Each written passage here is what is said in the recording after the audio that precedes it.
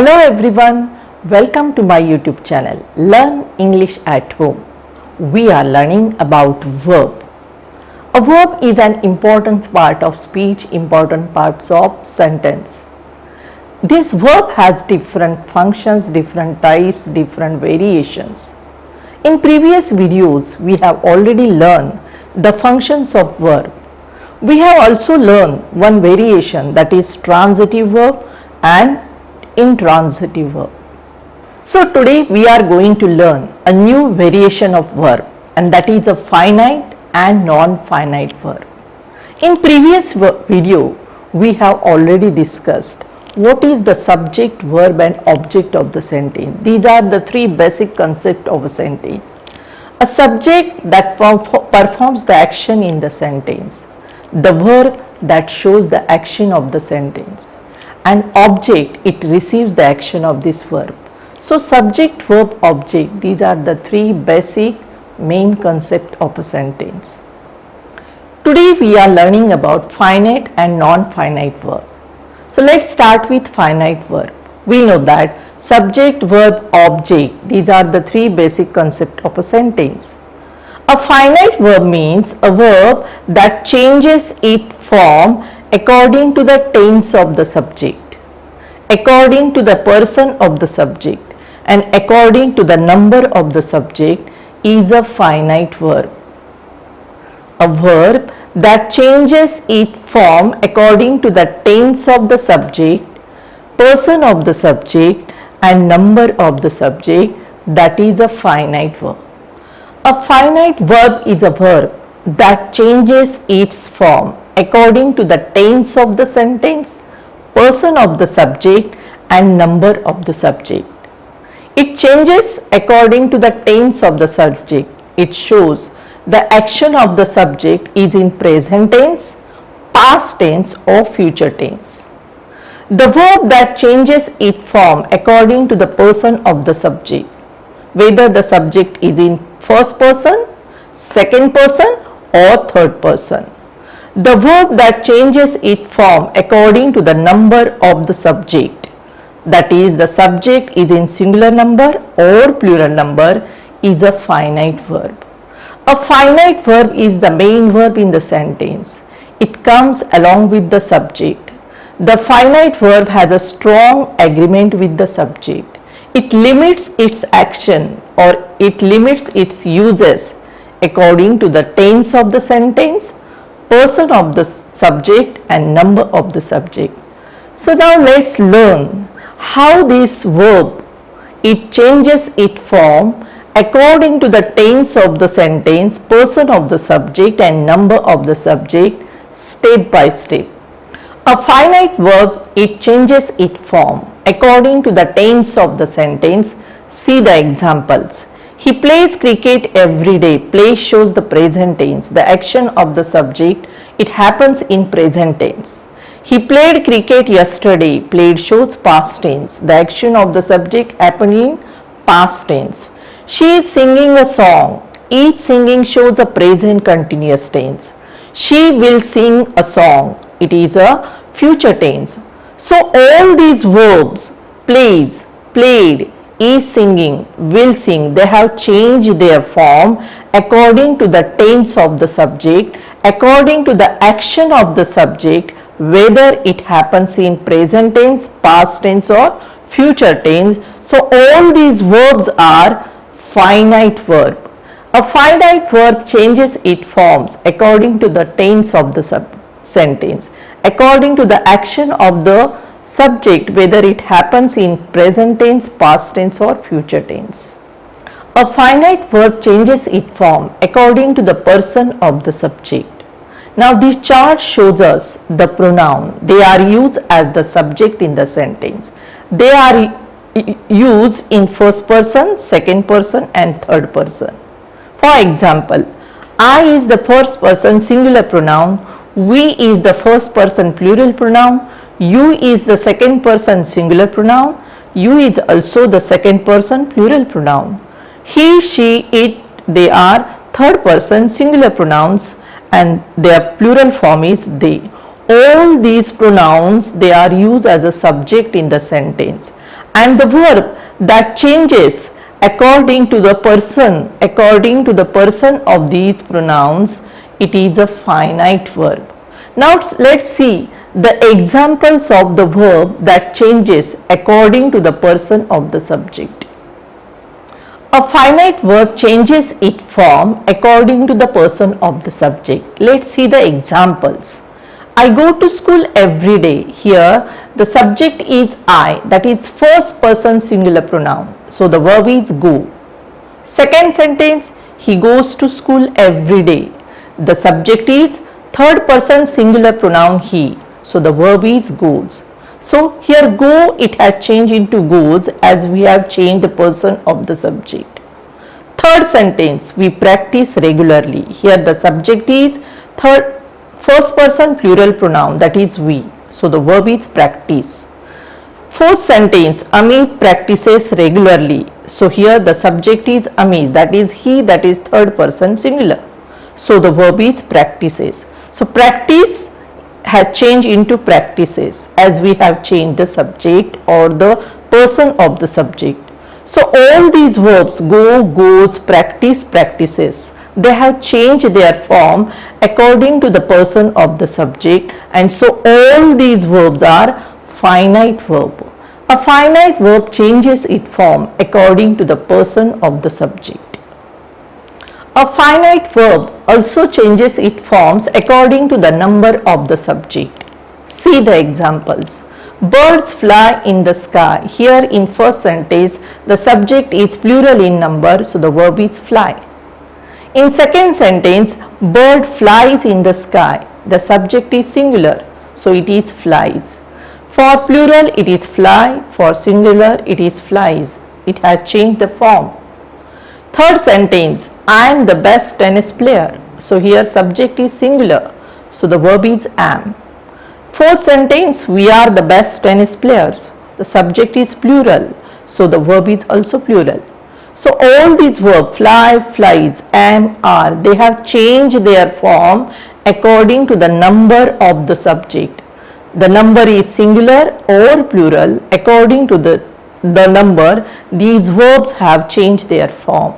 So the verb that changes its form according to the number of the subject is a finite verb. A finite verb changes its form according to the number of the subject, whether the subject is singular or plural. Now let's learn about non-finite verb. We have learned that a finite verb changes its form according to the tense of the sentence, person of the subject and number of the subject. Opposite to it, a non-finite verb does not change according to the tense of the sentence, person of the subject or number of the subject. The non-finite verb, they are not the main verb in the sentence. These non-finite verbs, they do not change their forms according to the tense of the sentence, person of the subject, number of the subject. Instead of this, these non-finite verbs, they act like a noun in the sentence, adjective in the sentence, adverb in the sentence. So let's see with the help of example how these non-finite verbs, they act like a noun, adjective, adverb in the sentence step by step.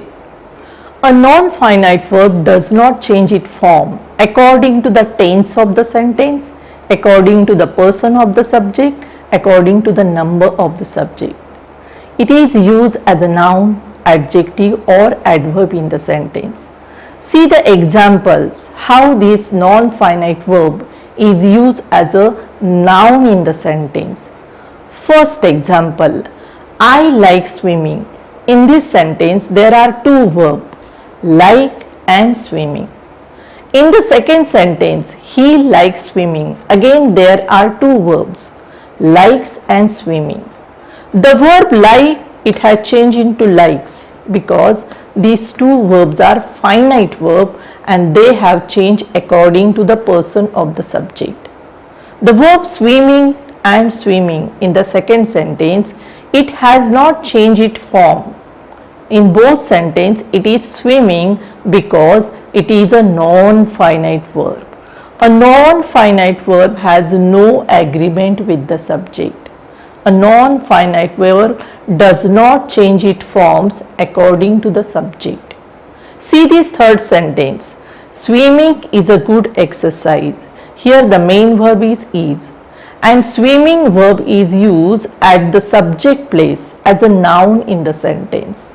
So the non-finite verb is used as a noun in the sentence at the object place or subject place. Here in these two sentences, the verb swimming is used at the object place after the verb as a noun.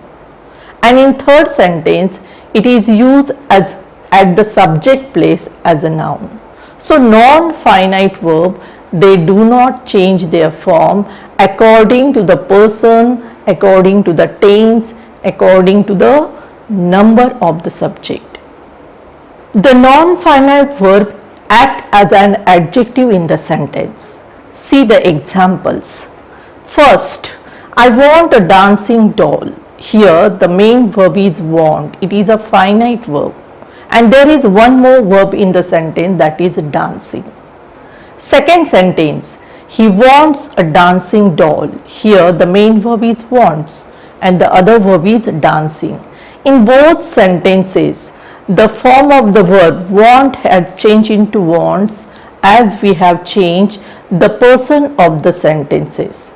But the verb dancing in first sentence and second sentence, it has not changed its form because it is a non-finite verb. Here in these both sentences, the verb dancing, it is used before this noun doll. So it is an adjective.